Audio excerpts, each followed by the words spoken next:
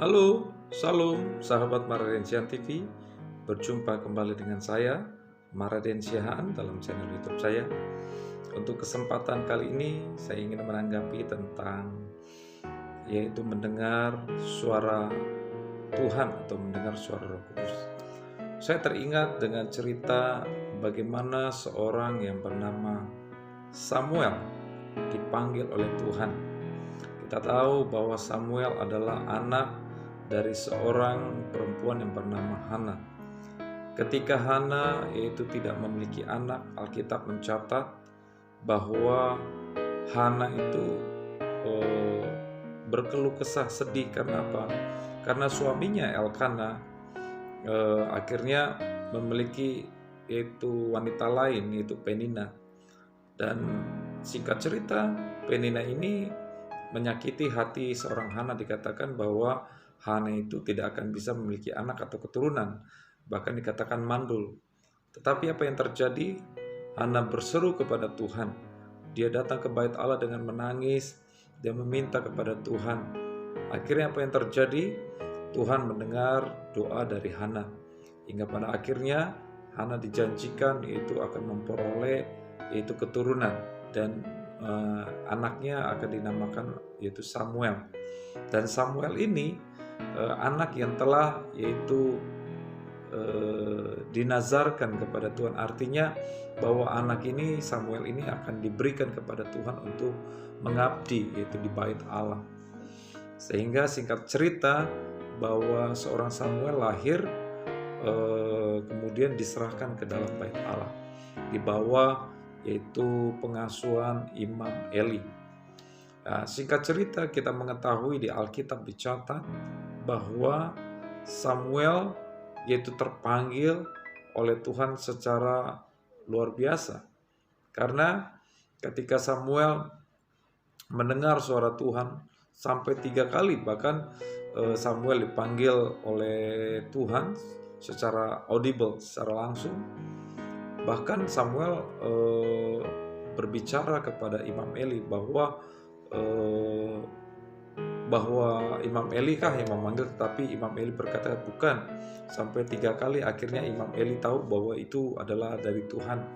Maka ketika yang ketiga Samuel dipanggil kembali oleh Tuhan, maka Imam Eli berkata kepada Samuel, katakanlah bahwa ya Tuhan, ini hambamu, aku siap.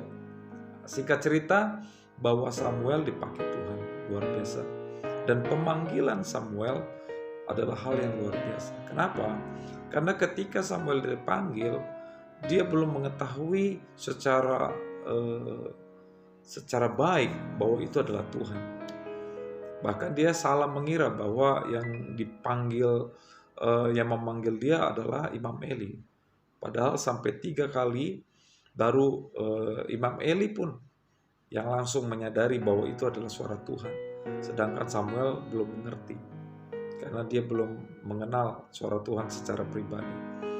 Berbicara tentang suara Tuhan, saudaraku, ada suatu hal yang pribadi, personal, bahkan menurut saya adalah hubungan pribadi seseorang dengan Tuhan. Jadi kalau ada mengatakan bahwa mendengar suara Tuhan, kemudian dia melakukannya, tetapi singkat cerita akhirnya dia menyesal karena apa yang dia dengar selama ini salah, saya yakin itu bukan suara Tuhan. Karena yang saya yakin, yang saya percaya, sebagaimana firman Tuhan katakan, bahwa ketika Tuhan berbicara kepada seseorang, pastilah yaitu cara dan jalannya pun sesuai dengan kehendak Tuhan. Tetapi kalau itu bukan suara Tuhan, pasti akan tidak terlaksana. Bahkan juga ibarat jauh panggang dari api, artinya tidak sesuai dengan sasaran. Makanya saya pernah mendengar kesaksian seorang hamba Tuhan bahwa dikatakan Tuhan berbicara kepada dia, yaitu untuk berkhotbah di suatu tempat. Tetapi yang lucunya, tempat itu tidak menerima dia, artinya tempat itu menolak dia. Tetapi karena suara itu terus menggebu-gebu, akhirnya apa? Dia nekat ingin berkhotbah di suatu tempat itu. Hingga suatu cerita bahwa orang yang tempat yang dia hendak khotbahi atau hendak dia berbicara di situ tidak menerimanya, bahkan sampai diusir. Singkat cerita, apakah betul itu adalah suara dari Tuhan ataupun suara dari hati ataupun suara dari secara psikologis? Oleh karena itu sangat penting kita sebagai umat Tuhan untuk membedakan manakah suara Tuhan, manakah suara hati ataupun suara karena psikologis kita. Karena yang saya yakin bahwa suara Tuhan itu pertama, suara Tuhan itu pasti akan terjadi, dalam arti bahwa suara Tuhan itu kalau kita lakukan pasti terjadi sesuai, artinya tidak setengah-setengah. Kemudian yang kedua yang saya pelajari bahwa suara Tuhan itu berbicara tentang yaitu ada tujuan, itu ada rencana Tuhan. Nah, singkat cerita, ketika ada seorang hamba Tuhan mengatakan saya harus khotbah di situ, tetapi apa rencana Tuhan? Apa tujuan Tuhan kita khotbah di situ? Apakah ketika kita khotbah di situ ada pertobatan di sana? Apakah ketika kita khotbah di situ ada sesuatu yang Tuhan izinkan terjadi? Makanya harus dicek bahwa itu suara Tuhan atau suara hati.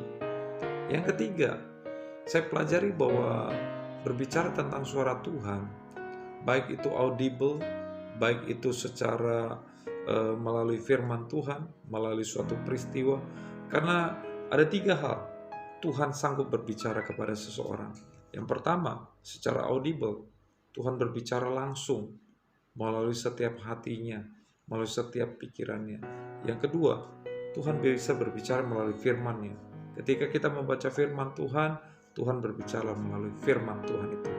Yang ketiga, Tuhan juga berbicara melalui suatu kejadian, suatu peristiwa. Ketika kita mengalami suatu peristiwa, suatu kejadian, Tuhan bisa berbicara melalui itu. Jadi ada 3 hal. Yang pertama, yaitu melalui audible, suara. Yang kedua, bisa melalui firman Tuhan yang kita baca, yang kita renungkan. Yang ketiga, itu melalui suatu peristiwa, kejadian yang kita alami. Oleh karena itu, saudaraku, penting sekali kita boleh mengerti manakah suara Tuhan, manakah suara hati. Ketika kita salah, yaitu menanggapi tentang suara Tuhan itu, maka akan salah juga kita akan menanggapi bagaimana Tuhan bisa berbicara salah. Ketika itu, saudaraku, saya mendengar bahwa seorang hamba Tuhan berbicara ketika dia menggebu-gebu di dalam hatinya mendengar suara Tuhan, dia harus berbicara, berkhotbah di suatu tempat, dan tempat itu menolak dia.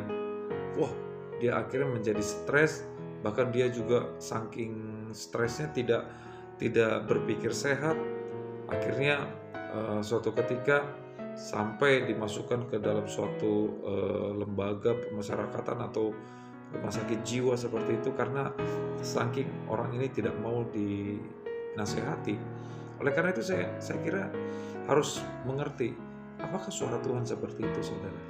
Ketika kita mendengar suara Tuhan dengan jelas, apakah suara Tuhan itu memaksakan sesuatu yang orang lain tidak kehendaki, ataupun memaksakan sesuatu tetapi tidak membawa kebaikan kepada orang lain, bahkan kepada diri sendiri?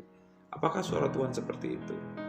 Beda hal dengan peristiwa, contohnya ketika yaitu seorang yang bernama Yunus diperintahkan Tuhan untuk pergi ke Niniwe. Tuhan berbicara kepada Yunus, pergilah ke kota Niniwe, serukan pertobatan kepada kota itu, kalau tidak kota itu akan dibinasakan. Tetapi apakah pada saat itu Yunus mengerti itu suara Tuhan? Dia mengerti suara Tuhan, tetapi tidak melakukannya. Oleh karena itu harus dibedakan mana suara Tuhan, mana suara hati. Ketika seseorang mendengar, dia merasa bahwa itu suara Tuhan, tetapi ketika dia melakukannya, itu tidak membawa dampak kebaikan bagi orang lain, bahkan bagi orang itu sendiri. Dan juga yang kedua, ketika dia mendengar suara Tuhan, katanya mendengar suara Tuhan, terus kemudian dia memaksakan kehendak, sehingga pada akhirnya merugikan diri sendiri. Saya kira itu hal yang konyol. mendengar suara Tuhan tetapi dia tidak memahami dengan baik apakah benar itu suara Tuhan. Oleh karena itu saudaraku, sebagai hamba Tuhan, saya mau ingatkan setiap kita, untuk mendengar suara Tuhan ada 3 hal, 3 cara. Yang pertama, melalui yaitu suara Tuhan secara audible. Tuhan bisa berbicara melalui setiap kita secara pribadi, melalui hati kita, pikiran kita, kehendak perasaan kita, jiwa kita. Tuhan bisa berbicara secara audible. Yang kedua, Tuhan bisa berbicara melalui firman Tuhan yang kita renungkan, kita baca setiap hari. Itu menjadi rema. Artinya Tuhan bisa berbicara melalui firman. Yang ketiga, kita juga bisa mendengar suara Tuhan melalui suatu peristiwa, suatu kejadian yang kita alami, yang kita tidak pernah sangka. Tuhan bisa berbicara melalui itu. Oleh karena itu saudaraku, kita harus uji segala sesuatu. Betul firman Tuhan katakan, ujilah segala sesuatu. Kalau kita berkata itu adalah suara Tuhan, tetapi itu tidak membawa dampak kebaikan bagi diri kita, bagi orang lain, saya kira itu bukan suara Tuhan. Yang kedua, mendeteksi bagaimana itu suara Tuhan atau bukan. Yang kedua, ketika Tuhan berbicara, ketika Tuhan ingin menyampaikan sesuatu, ada tujuan. Tujuannya jelas. Contohnya kepada Yunus, yaitu menyerukan pertobatan kepada kota Niniwe. Kepada kita, apa tujuan Tuhan? Itu berbicara kepada kita. Dan ketika kita lakukan, apakah itu untuk memuliakan Tuhan atau tidak? Ketika itu tidak memuliakan Tuhan, bahkan mempermalukan nama Tuhan, saya yakin itu bukan suara Tuhan. Yang ketiga, bagaimana mendeteksi itu suara Tuhan atau tidak? Kita harus kembali kepada firman Tuhan. Kita harus cek di Alkitab firman Tuhan. Apakah suara Tuhan itu betul ada di dalam firman Tuhan? Ketika kita berbicara tentang suara Tuhan, tetapi firman Tuhan tidak pernah itu menggambarkan, bahkan juga menjelaskan dengan baik apa yang dimaksud seperti itu, saya kira itu bukan suara Tuhan. Oleh karena itu saudaraku, kita mari sama-sama belajar untuk mengenal suara Tuhan. Bahkan firman Tuhan katakan apa? Setiap domba-domba mengenal gembalanya. Oleh karena itu, ketika kita mendengar suara Tuhan, kita sebagai domba-dombanya, kita pasti tahu itu suara Tuhan atau bukan. Oleh karena itu, miliki itu relationship, hubungan yang baik dengan Tuhan. Dan hubungan yang baik itu dibangun bukan sehari 2 hari, tetapi terus menerus sampai kita yaitu mencapai kedewasaan rohani, sampai kita mencapai pertumbuhan iman yang sejati. Dan saya percaya iman yang sejati yang kita peroleh bukan hanya berbicara tentang pengetahuan Alkitab, pengetahuan teologi, tidak. Tetapi iman sejati dibuktikan melalui yaitu perbuatan kita, melalui yaitu kesaksian hidup kita. Bagaimana apa yang kita dapat, apa yang kita alami dalam hidup ini. Ketika kita melakukan firman Tuhan ini, bersaksi dalam hidup ini, menjadi berkat buat orang lain, saya yakin bahwa Tuhan akan berbicara lebih besar lagi, lebih dahsyat lagi dalam hidup kita. Demikian saudaraku, sharing malam hari ini, mendengar suara Tuhan, kiranya boleh menjadi berkat, menjadi kesaksian buat setiap kita. Tuhan Yesus memberkati. Mari sama-sama kita berdoa. Bapa di sorga, terima kasih Tuhan Yesus, mengucap syukur buat sharing malam hari ini Tuhan, mendengar suara Tuhan. Kami boleh belajar mengenai Samuel yang mendengar suara Tuhan, bagaimana Samuel yaitu mendengar suara Tuhan sampai 3 kali, bahkan di yang ketiga pun Samuel sempat tidak mengetahui itu suara Tuhan, sehingga pada akhirnya Imam Eli memberitahunya. Oleh karena itu Tuhan, kami rindu Tuhan lebih lagi Tuhan belajar untuk mendengar suara Tuhan.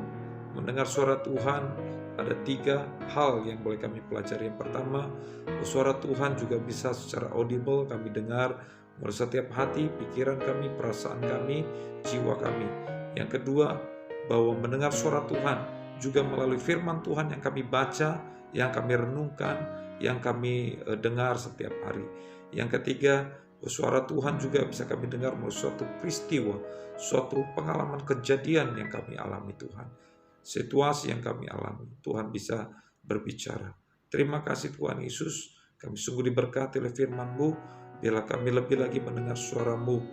Lebih lagi Tuhan, kami boleh tahu Tuhan kehendak-Mu. Roh Kudus, urapi kami, Tuhan jamah kami, bahkan Tuhan hamba doa, siapapun yang mendengar, setiap yang sakit disembuhkan, yang terikat dilepaskan, bahkan yang lemah, yang letih lesu, yang beban berat, kami doa Tuhan, terima kuasa mereka, terima kelegaan dari sorga. Terima kasih Tuhan, segala puji hormat kemuliaan syukur, dalam nama Bapa, Putra, Roh Kudus, dalam nama Tuhan Yesus kami berdoa.